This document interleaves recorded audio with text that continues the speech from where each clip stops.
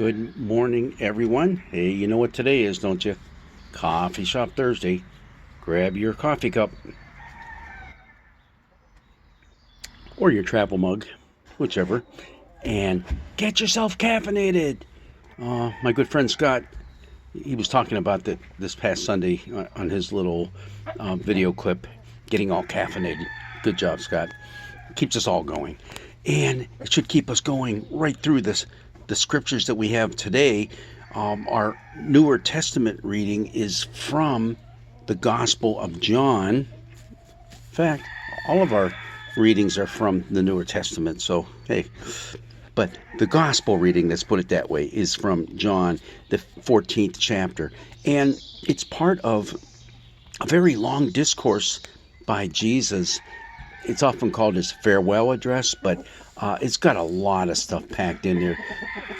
The author of the Gospel of John really was intent on letting us know that Jesus is the Messiah, and he had a lot to say about things like the Holy Spirit and God's love, what it means to be a disciple, peace. Oh, peace. Yeah, that's what we're going to get in our lesson for today.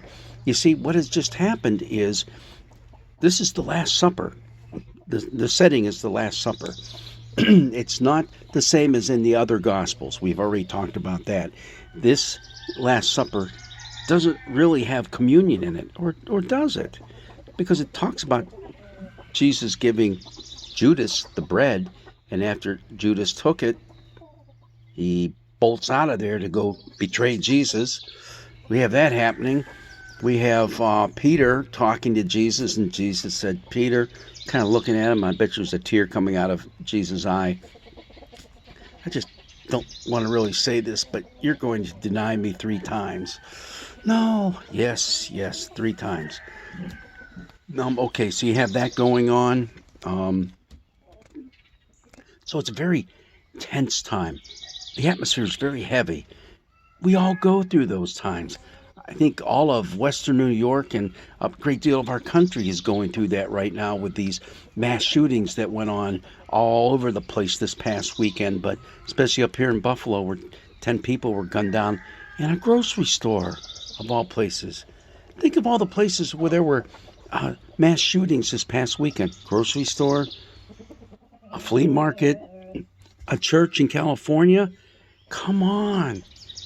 All the places that you go that you would never expect anything like that to happen, all safe places, places of community. You pass by and you wave to your friends and family, and it's awful. It's horrible. So there is a heavy atmosphere on us right now. And part of what Jesus is saying in his farewell address is that I don't want you all thinking that I'm abandoning you. I'm not. Yes, I have to leave. I'm going to the Father. But you won't be abandoned. You're going to have the Advocate, the Holy Spirit, who will come and take care of you. Just trust me, trust me. And these are some of the words that he says. I have said these things to you while I'm still with you. But the Advocate, the Holy Spirit, whom the Father will send in my name, will teach you everything and remind you of all that I've said to you. So we're not abandoned. We're going to have that loving arm around us. But here is what's so beautiful. Peace I leave with you, my peace I give you. I don't give you as the world gives. Do not let your hearts be troubled, and do not let them be afraid. You heard me say to you, I'm going away, and I'm coming to you. If you loved me, you would rejoice that I'm going to the Father, because the Father is greater than I. Jesus is really trying to bolster the spirits of his disciples at this point. He's bolstering our spirits. God hasn't abandoned us.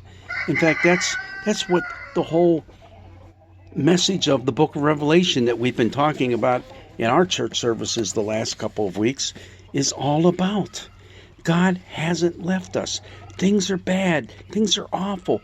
And People are losing their lives for the sake of the gospel, and there's a lot of persecution going on, and a lot of bad stuff happening in our lives.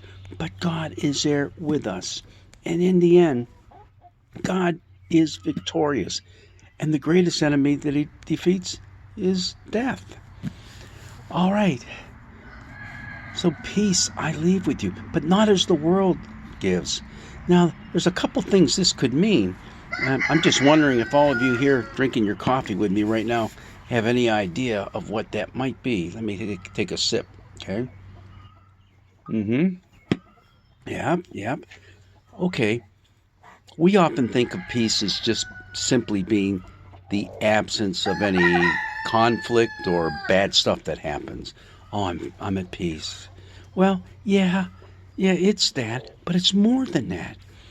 When we look at shalom, the Hebrew word for peace, and the whole concept of shalom, which is very much what would have been on Jesus' mind, even though our scriptures that we have are written in the Greek, it's eirene, it's pretty much the same thing. It's the sense of wholeness and well-being, that everything is okay. All your needs are taken care of. And even in the midst of tough times, it's all right. You're going to be okay. So, peace. What a gift from God. And it's us, you and I, living into that peace that rubs off on the rest of this hurting world. And boy, we need it now more than ever. So, as we get together for our Bible studies, and we have one going in our Noel group, and we haven't really made very much progress in the Gospel of Matthew, and I know I've mentioned that before, but one of these days we will finish it. We're getting close to the end, but it's going to be a while. But that's the beauty of being in a Bible study. You have a chance to talk back and forth. It's not just the pastor up front saying his or her thing, which is fine, which is good, which is probably necessary, but at the same time, the Bible study is the time to dialogue and to share and exchange ideas and talk about how God has touched your life. So if you can find a good Bible study, dig it up. I'm getting all these little gnats zipping around me right now, so that's why I'm doing this. I'm not trying to tell you, hey, go away, we're all done. No, it's the gnats coming after me. Well, God's blessings be with you, and hopefully his peace will surround you, just like these gnats are surrounding me right now, but in a good way, in a way in which you feel his love, you feel his presence, and it's something you can take out and share in this hurting world. God's blessings be with you.